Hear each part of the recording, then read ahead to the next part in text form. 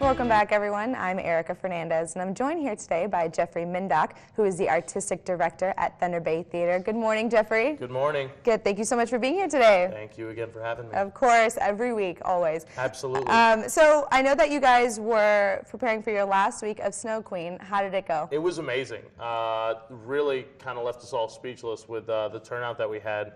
The end of the weekend, we actually had a 2-show day on Sunday, and we were worried that the kids were going to get tired and that they were going to get run down, but we had a huge turnout at the box office, which I know really pumped the kids through their last few performances, and there were some tears at the end of the run, as there always are with the children, but it was really, really great. Yeah. It was definitely a great way to start off 2016, and we have no one but the performers and the patrons to thank for that. Absolutely, and another great weekend for another great show. Exactly. Awesome. All right, so I know that last week you mentioned that you have begun the rehearsals for Taming of the Shrew. Yes. How is that going? It's going extremely well. It's going better than I could have possibly expected. I actually had to leave for the weekend. I was down in St. Louis, Missouri, looking to hire all of the actors that are going to be coming in for the summer and the fall season.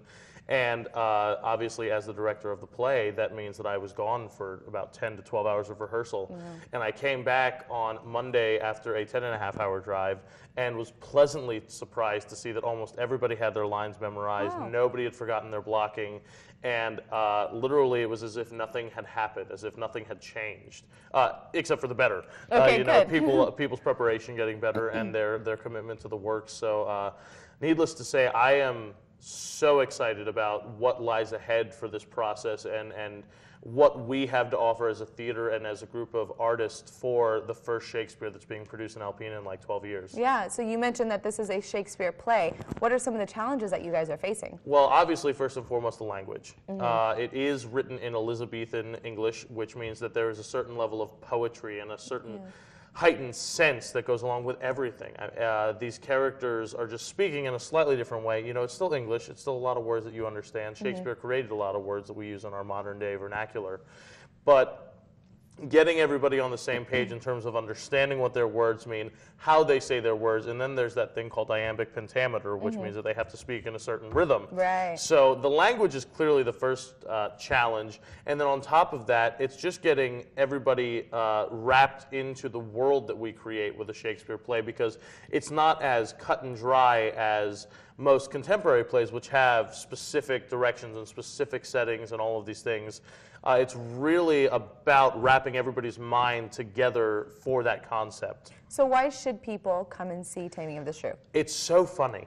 It is so funny, and this play is exactly what Thunder Bay Theater is about for Alpena and for ourselves, in that we have professional actors working with high school students and local community members. This is actually community member Pat Jock's first time on our stage in about 2 years since I've arrived, which is really exciting. Yeah.